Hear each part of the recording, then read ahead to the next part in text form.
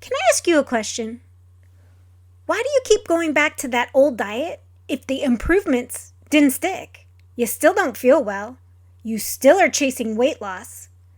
Well, how about taking a different approach than keep spinning the same wheel over and over again? Welcome to Holistic Health Made Simple. Are you tired of chasing fad diets and endless workouts? Frustrated and confused by the conflicting advice on health and weight loss? Well, you're not alone. I'm Jolene, a nutritional therapy practitioner, and I'm here to guide you on a different path through holistic wellness. Together, we'll blend ancestral wisdom with scientific principles, making health and weight loss a reality. Say goodbye to yo-yo dieting and hello to simple, individualized steps that will help you reach your goals. Let's explore the power of healing your gut, optimizing your metabolism, and embracing whole foods. Ready to make that personalized wellness a reality? Let's get started on your journey to real health. Hey there! We've all heard that famous quote that the definition of insanity is doing the same thing and expecting different results. Yet, when it comes to diet and going back to that same diet, we aren't really expecting different results. We want the same ones or as better as we got the last time, but this time we just want them to stick. I've said this, and I've heard it way too many times to count. I know what to do. I've done it before. I'm just struggling to get started. Or, the age-old question, is it worked the last time and I'm doing the same thing? Why am I not seeing the results I saw the last time? Between these two thought processes, it is no wonder why it is so difficult to make any kind of lasting progress. Friends, let's have a bit of a heart-to-heart today. You're a little bit older now. You've been told you have small underlying health issues. Maybe not, but you know you have the symptoms. You might even have a diagnosis of some minor ailment that's common, like diabetes, thyroiditis, something of that. And your natural thought is, if I get this extra weight off, I'll be back to my old, healthy self. We have been conditioned to some extent that removing the excess weight clears up the problems we're dealing with. That actually depends on what the problem is and how you lose that excess weight. The reality that we have to face is that your body is not the same as it was the last time you did that diet. Whether it be 20, 15, 10, 5 years ago, or even a few short months ago, our bodies are constantly changing to what's been thrown at them. It's a really hard reality to face. We like things simple. We like things black and white. We want to know that we did X and we got Y, and that when we do X again, we're going to get Y.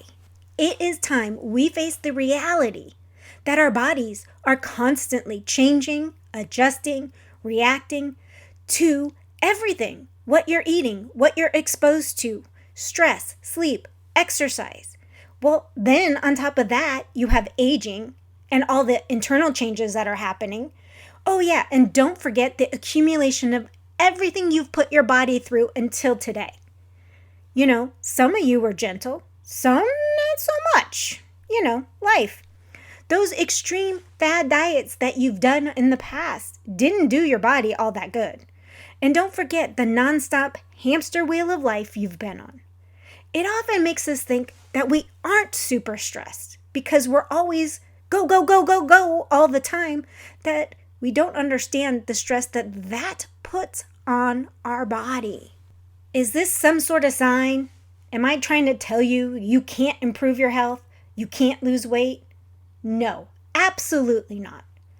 Everybody can improve their health at any age, no matter what you've put your body through. You can also lose some extra weight. Don't worry about it. You can do it. It's how you do it. It needs to be approached differently, especially if you want lasting results. If you don't want to keep doing this spinning yo-yo of getting better, getting worse, getting better, getting worse. While you're healing, while you're working on it, while you're supporting your body, You will feel like that to an extent. But if we put in the work now, slow and steady, we'll get there. It's time to stop sorting through all those quick fixes and fad diets and shiny objects and start thinking about the long game. We're all getting older. We don't want to be on this hamster wheel. It's time to think long term rather than immediate gratification. We've all been there. We've started our diet. We've lost the weight. We felt better. But not great. We felt better, but not great. And then, for whatever reason, we couldn't get it to stick. Whatever got us there, we couldn't stick to it. I have been there myself. The very first time I lost a significant amount of weight, it was close to 100 pounds. I don't remember exactly. It was in the 90s. I was in my 20s. So it was all about low fat and no fat and lots of exercise. I would work out 2 to 3 hours a day, 6 to 7 days a week. I am not kidding. That was my schedule. That was my workout schedule. An hour of cardio and an hour or two of weightlifting. Eventually, my career progressed. So life started taking over. I started hanging out with friends more, dating, doing things that adults do. Life took over. The workouts became less sustainable with my life schedule and my work schedule. That way of eating also left me on an energy roller coaster. We've talked about that, the highs and lows of energy. I was constantly eating because all I was really eating was things that weren't fueling me long term. And then I started developing autoimmune issues like rheumatoid arthritis and PCOS. Ay. You see how when you don't do it the right way for your body, things can come undone rather quickly. I didn't have a deep understanding of how to support my body at that point in time. I didn't understand that all that exercise was a huge stress on my body. The lack of fat when my hormones were in a childbearing years was a problem. Eating high sugary foods constantly. Now, even though I ate a lot of whole foods, a lot of fruits and vegetables because they were, no fat, there was also tons of SnackWell treats because, again, those were no fat. Looking at foods outside and what supports your body and nourishes your body, my body was craving fatty foods because it needed the fat to support my hormones at that point in time. I didn't know that.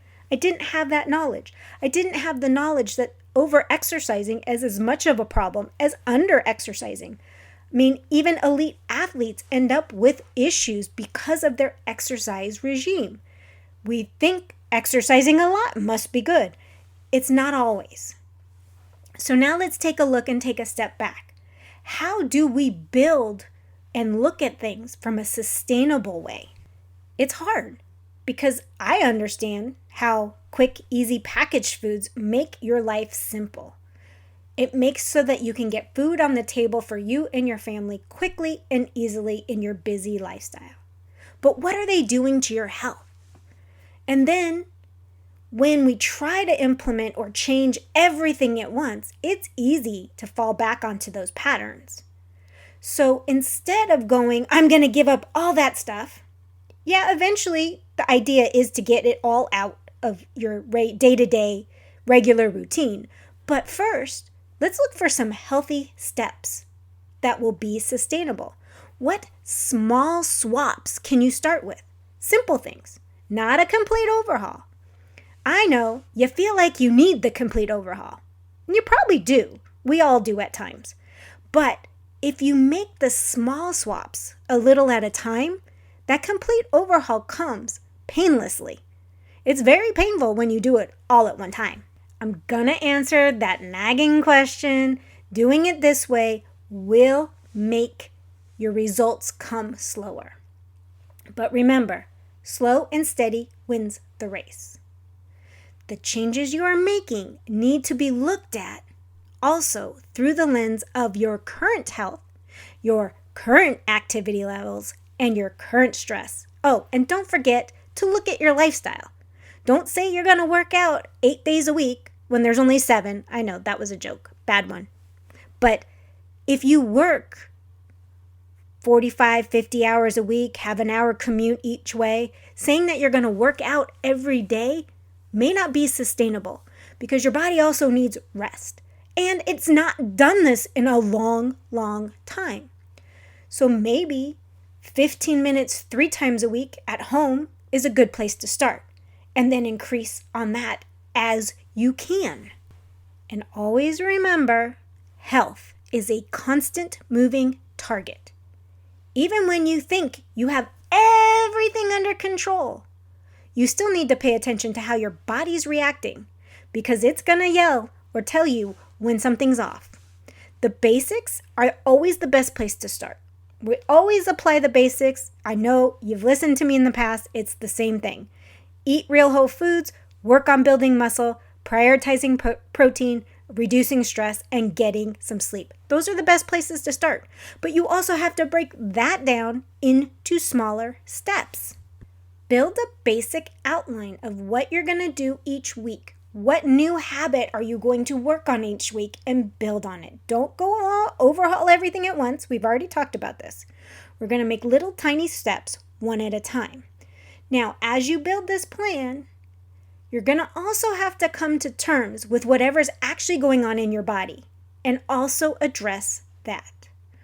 Some foods become a temporary no-go, and there are going to be some foods for some that may become a permanent no-go. It all depends on what's going on with you and how your body's reacting to them, both physically and mentally.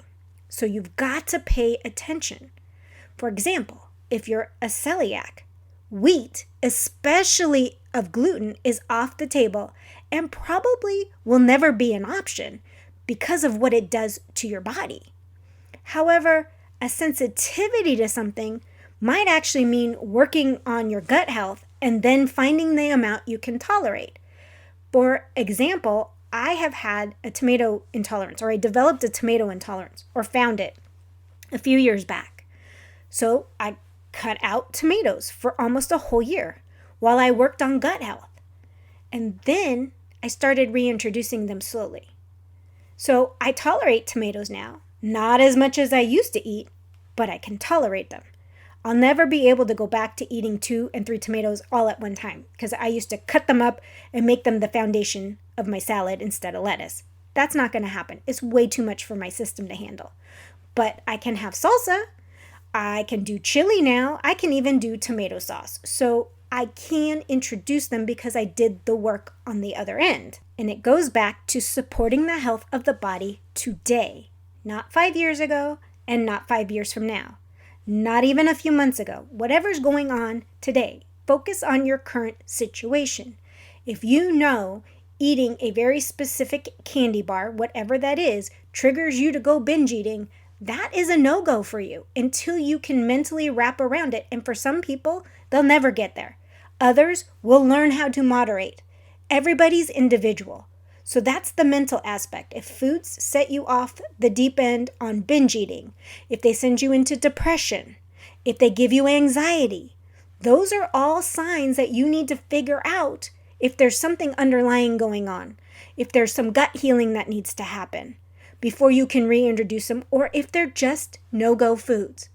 Sometimes food freedom is not eating the foods that trigger bad behavior. And oftentimes we are dealing with things far longer than we know what the thing is. So we have these symptoms, but we don't have a condition to go along with it.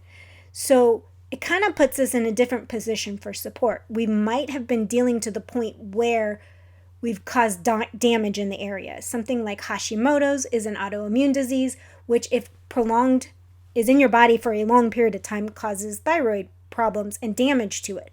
Whether that damage can be undone or not, it depends on the person and the severity. So just know that you can only do the best you can, but you need to support your body where it's at. So you might be wondering right now, what can you do on your own? Because I'm starting to sound complicated. I get it. It's even complicated for me sometimes. An elimination diet is one thing you can do on your own. But remember, there are many moving parts and nuances of an elimination diet. We have to remember we want to support our body on top of removing offending foods. If you're type 2 diabetic, removing the foods that cause glucose spikes while simultaneously working on your insulin sensitivity through things like building muscle, reducing stress, and gut health will get you to a better place quicker. You see, that's where there's moving parts. Sometimes it's not just food, it's the lifestyle too. These are just a couple of examples of why it is important to adjust what you're doing to your current health issues. Depending on what's going on with your health, and if you really want to support it through nutrition, you might want to think about reaching out to someone who is trained in nutritional therapy, someone like myself, who can give you personalized recommendations based on what you've been diagnosed with, what your blood results say, and oftentimes there's a thorough questionnaire so that we can get to the bottom of what's going on and what your body needs nutrient-wise. There's also people that are trained in root cause nutrition. Both of us are worth our weight in gold because it reduces the time involved. See, you don't have to do years and years of research. We've already done it. We have years of education, research, and knowledge that we can give to you to speed up the process. Just remember, we don't replace conventional medicine. We work with it. We help support you on your journey to feel your best. Our goal is to help you discover and teach you how to use foods and nutrients to support you. You want to feel good. Medicine will only get you so far. When you start supporting your body nutritionally, it takes it to the next level. If you want to ask me a question on how it works, any of that, reach out to me. My email is down below in the show notes, or reach out to info@holistichealthmadesimple.com. I'd be happy to answer any questions you have and direct you to someone else if they're a better fit, depending on your situation. So now you might be wondering, where can you start on your own? Again, this is going to sound like I'm on repeat or something, but the best place to start is with the basics. Real foods. Eat foods that are close as possible to their natural state. Prioritize your protein. As we age, there's this thing called sarcopenia where we start losing muscle mass. Muscle mass helps with insulin sensitivity, so we don't want to lose it. It also helps with us not preventing falls. It helps with bone density. It helps with a lot. By prioritizing your protein, you can help yourself maintain muscle mass. You want to reduce stress for many reasons. Find ways, a few minutes of the day, to take away so that you know that you're working specifically on reducing the stress. Meditating, journaling, even if it's just sitting and drinking your coffee in quiet. Do something to get out the noise out of your head. Focus on something good, something positive. Reduce that stress. Find a way. Move your body. We know how important exercise is and building muscle is. 15 minutes a day, 3 times a week is a great place to start. Do some weight-bearing exercises. You can find a lot of beginner stuff on YouTube for free. You don't have to spend a lot of money on the gym. You can go to YouTube for free to get started. And then, this is a biggie. Focus deep on gut health. Your gut is the key to alleviating many symptoms you're experiencing, and often some you haven't really noticed yet. It's kind of amazing how we don't notice how bad we felt until we feel so much better, and then we realize how bad we felt in the first place. But your gut is a really great place to start because all your immune is in your gut. Well, 80% of it, or a large part of it. So you want that gut health. You want a diversified gut. You don't want leaky gut. You want all those holes patched up. Fermented foods are the best way to nourish your gut for the bacteria diversity. Then things like bone broth, collagen, aloe juice, those are all things that will help seal up the lining. The last point I will make is the symptoms you are feeling are your body's way of telling you that something's wrong. Stop trying to ignore them, stifle them, put them in a box, and pretend they aren't there. They will not go away until you address them. And eventually, they will get so loud that you have no choice but to stop and deal with them. You will be ill. You will be in pain. You will not be able to get out of bed. Whatever it is, your body will make you stop and address the symptoms. Now, the symptoms are the outward signs of something deeper, but we need to start listening to them and starting somewhere. There is a place to start. So we actually need to start addressing our body when these symptoms are only whispering to us. It's much easier to start cleaning everything up when they're in a whisper than in a shouting match. And on that note, friends, until next time, bye! Thanks for listening in today. I hope you got some nuggets to take on your health journey. Remember, this podcast is for educational and entertainment purposes. No medical advice is being given. By listening to this podcast, you agree to the full disclaimer, which is linked in the show notes. If you found this podcast helpful, could you take 30 seconds and leave a review? Your feedback means the world to me, and it helps others discover my show.